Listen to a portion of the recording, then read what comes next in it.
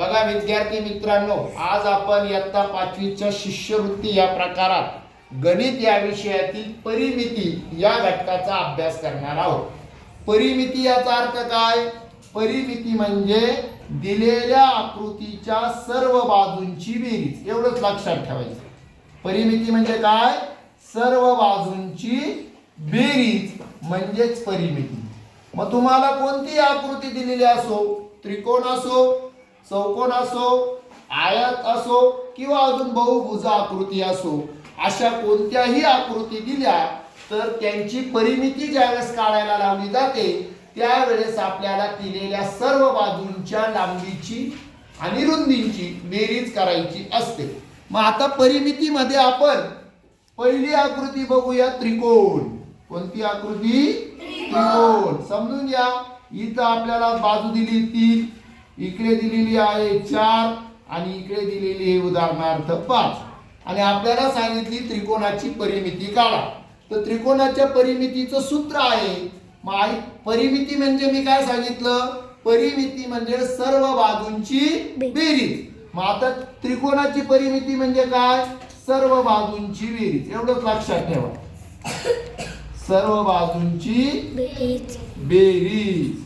मग आता इथं त्रिकोणाच्या किती बाजू असतात? त्रिकोणाला 3 बाजू असतात। मग 3 बाजू म्हटल्या तर पहिली बाजू किती आहे? 3, दुसरी बाजू किती आहे? आणि तिसरी बाजू किती आहे? यांची बेरीज करा। 3 आणि 4 7, 7 आणि 5 12, म्हणजे या त्रिकोणाची परिमिती किती आली? 12। त्रिकोणाची परिमिती म्हणजे सर्व बाजूंची बेरीज। दुसरा जर प्रकार दिला असेल आयत, तर आयताचं आपल्याला माहिती असतं, आयताच्या समोरच्या बाजू कशा असतात? सारख्याच लांबीच्या असतात। मग जर ही बाजू जर जितकी दिली असेल तितक्याच लांबीची ही बाजू असते आणि ही बाजू जितक्या लांबीची असेल तितक्याच लांबीची ही बाजू असते। मग आता आयताची परिमिती उदाहरणार्थ इथं तुम्हाला दिलेला आहे 6 आणि इकडे दिलेला आहे 4, बाजू किती दिल्या? फक्त 2। पण आयताचा नियम आपल्याला माहिती, समोरच्या बाजूंची काय होत असते? बेरीज।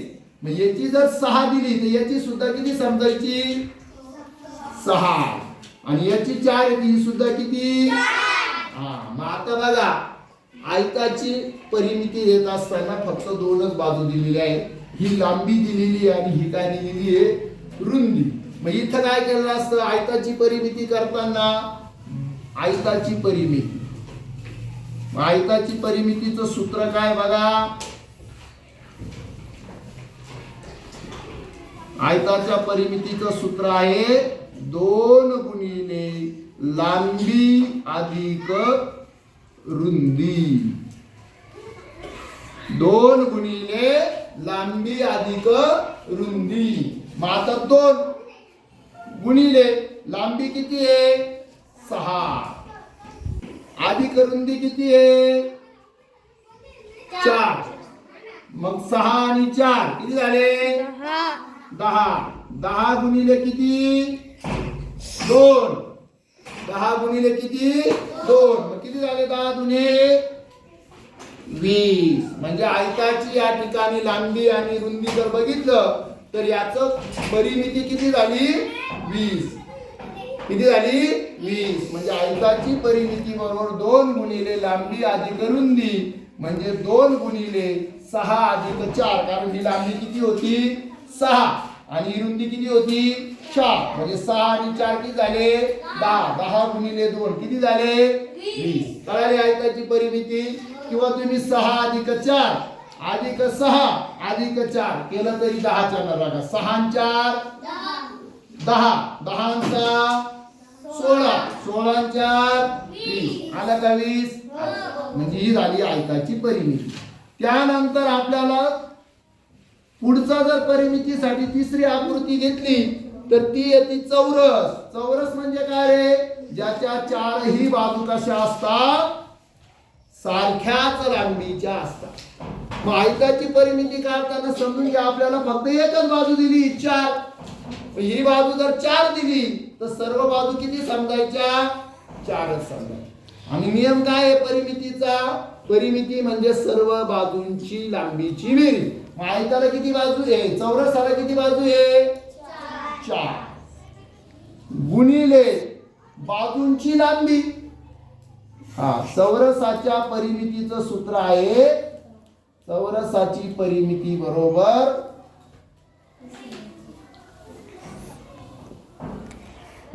4 गुणिले बाजूंची लांबी. बाजूंची लांबी मग आता 4 गुणिले बाजू किती दिलेली आहे, 4. चौरसाच्या 4 बाजूंपैकी एकच बाजू दिली असते, कारण सर्व बाजू सारख्या असतात. मग इथं बाजू किती दिली आहे, 4. मग इथं बाजू लिहा 4. 4 चोक किती आली परिमिती, आणि दुसरा नियम आपण बघितला, परिमिती म्हणजे सर्व बाजूंची बेरीज. ही बाजू 4 आहे, ही सुद्धा किती असेल, ही सुद्धा 4 आणि 4 8 आणि 4 12 आणि 4 आली का 16. काहीच नियम नाही, आपल्याला तिथं सूत्र वापरण्यापेक्षा आपल्याला उत्तर अपेक्षित आहे. आपण लगेच करायचं, परिमिती म्हणलं म्हणजे सर्व बाजूंची बेरीज. सर्व बाजू दिलेल्या असतात, चौरसाला एकच बाजू दिलेली असेल, ते मला सर्व बाजू तर 4 आहे आणि इथं तर एकच बाजू दिली, म्हणजे समजायचं चौरसाच्या सर्व बाजू सारख्याच लांबीच्या असतात. एक 4 दिली तर दुसरी 4, तिसरी 4, चौथी 4, 4 ची बेरीज म्हणजे किती आलं, 16.